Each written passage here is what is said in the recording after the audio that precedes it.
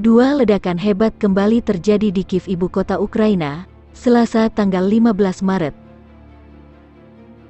Ledakan akibat serangan misil Kremlin, dua bangunan sipil di distrik Sviatoshensky, Kiev, terbakar hebat. Kementerian Layanan Darurat Ukraina mengunggah upaya pemadaman namun butuh waktu lama, mengingat dua ledakan menghantam bangunan lantai 9 dan 16.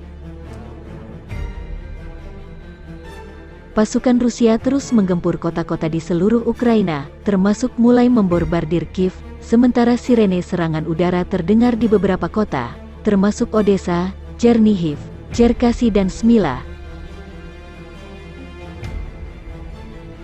Di Kiev, wali kota Vitali Klitschko memperingatkan saat yang sulit dan berbahaya bagi ibu kota dan mengumumkan jam malam selama 35 jam seperti dikutip Tribun Timur dari Al Jazeera.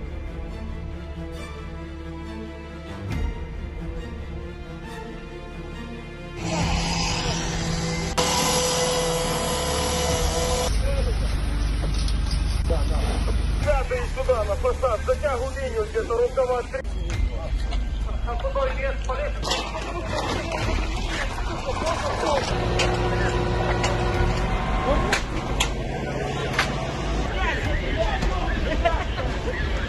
Чуть-чуть уже побольше, уже вещи внизу, давай.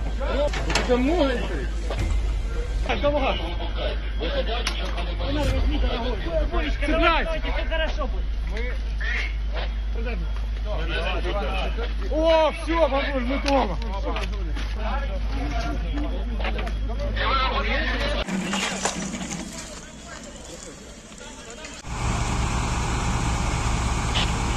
До скорой.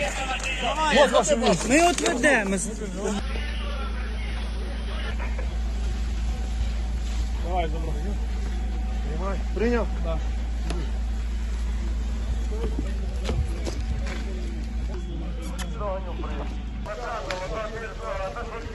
Едем вниз. Вас уже там принимают. Стой. Не тримайтесь руками. Мы уже в стороны, где голова. Принимайте тут. Держите. Опускаем свет.